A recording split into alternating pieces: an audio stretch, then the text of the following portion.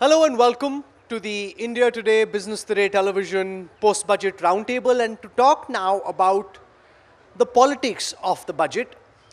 Let me introduce to you at this conference, starting with Sudhanshu Trivedi, one of the sharpest political minds in the BJP. Sudhanshu ji, welcome. Flanking Sudhanshu ji, we have Supriya Srinath, who just ran a very successful social media campaign for Rahul Gandhi, helping RG revive his battered image. Flanking Supriya, we've got Ashwini Mahajan, who heads the Swadeshi Jagran Manch. Very key insights on Atmanirbhar Bharat oftentimes come from the Swadeshi Jagran Manch. So thank you all very much for joining us. Supriya Srinath, the BJP says, look at what our government has done 1 year before the elections and compare that to what the UPA did. Closer to the elections, UPA was spending money in the hope that money being given to voters would help the UPA come back to power. That didn't work. Sudhanshu ji's party is looking at the long game, trying to spend on public infrastructure in a bid to ensure that you build the assets that can build the new India, because as you well know, the highest multiplier for money spent is on infrastructure. So yours was short-sighted politics in the budget. Theirs is a longer game, which is laying the foundations of building a new India. Let's start from there. We've seen the build-up of New India since 2014. It's been 9 years now. We are still waiting for those fruits to emerge for every section of this society. But before I go any further and answer questions on their frugal or not so frugal spending, let me ask two things to my esteemed co-panelist. Every budget text is presented in some context. This is one budget which is absolutely out of context. What are the 3 or 4 big things that Indian economy and we, the people at large, face today? Unemployment, price rise, income inequality, and lower wages. The budget doesn't seem to talk about any of that. The budget has not moved the needle on consumption. The budget has not moved the needle on jobs. The budget certainly has not moved the needle on poverty. And please explain to me, whatever they're spending may be frugal or prudent or imprudent otherwise, how is this government planning to lay the foundation of a new India while actually cutting the spending on education, on health, on agriculture, on rural and on urban development, and on flagship women's schemes, and on social empowerment? And I speak with numbers. I am also telling you that this budget had allocated, the budget this year had allocated a certain sum for all of these things, spent much less, and this year as a percentage of the GDP, those numbers have gone down further. I mean, what is this doublespeak all about? Sudhanshu ji, John Drez has a piece out which says, adjusted for inflation, actual spends on key social sector schemes is actually down in comparison to 2013-2014, which were the last years of the Manmohan government. The charge against you is, while you're spending on public infrastructure, when it comes to the social sector, whether it is on Manrega, whether it is on some of the social sector schemes to do with education and health, the spends are flat or tending downwards, which if you adjust for inflation are actually much lower than earlier. Sonia Gandhi, in fact, the chairperson of the UPA, has written an editorial this morning where she's accusing your government of being anti-poor and pro the rich capitalists. Since you have given the reference of the last budget of UPA government 2013-14, I would just like to put forth 4 facts. Number 1, they have given a loan waiver to the farmers in 2013, just by in run-up to the 2014 election, 60,000 crore rupees, but they have not mentioned in their budget. They have shifted it to the next year.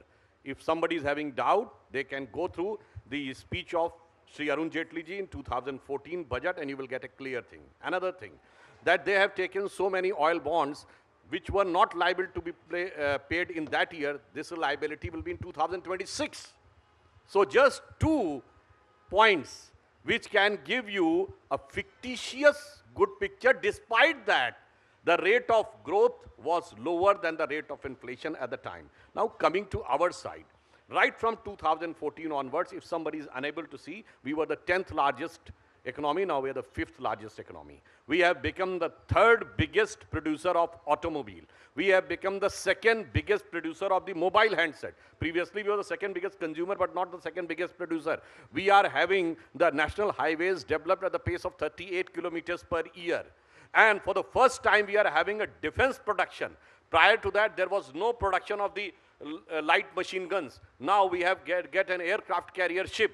All those things have happened, but to visualize this, you should have a wise vision, which I think is lacking on the part of the Congress party. Can I make a small intervention? Very quickly, yes.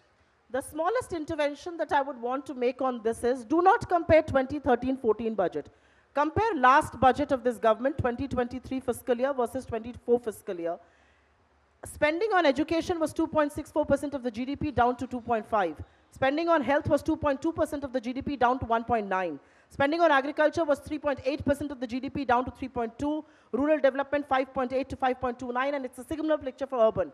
My problem with the government and the defendants of this budget is, you should never talk about oil bonds, because all that you have paid is 3.5% of the 28 lakh crore that you fleeced from the people of this country. For the last 6 months, crude oil prices are down $36 a barrel. Have petrol and diesel prices gone down in this country? You have cut subsidy for fertilizer and for food and for agriculture. What are we even talking about? I mean, you really are talking about an India that doesn't seem to exist for the common man. Even your tax proposal is so anti-common man and so anti-saving that nobody has been put their right minds together and explain Ashwini ji, it. That's respond really to this. The critique is, if this was the UPA government doing some of these things, by now the Swadeshi Jagran Manch would have been out protesting. The fact that some of the government spending on key social sector schemes, including on Manrega, is actually coming down, that a lot of MSMEs in the MSMEs and those in the informal sector continue to be in distress, and that we're seeing wealth inequity rise post the pandemic, doesn't now seem to be bothering the Swadeshi Jagran Manch as much as it would have had another government been in power. See, if you talk about Swadeshi Jagran Manch, it has always been critique to all sorts of governments, not just this government or the other government. Now the question here is about the budget. And budget obviously is the reflection of the government's policies. If you look at the budget this year or the previous 9 years of the budget, this government and our school of thought is our opinion is that it is never good to give doles, it's never good to just give freebies and say that yes, we have reduced the poverty by giving away the right to work, giving away this and that. We have to empower the people. We have to make them capable of earning enough so that they can spend on all these. But this is a mismatch, and this is a kind of difference of opinion between the UPA and NDA. And in the very beginning, Narendra Modi ji had said that Manrega is a symbol of the policies of the Congress government, where people were kept on suffering from the poverty, unemployment, and so on. We have to keep people capable enough. This was his opinion. So this is the different school of thoughts. You know, one school of thought, the other school of thought.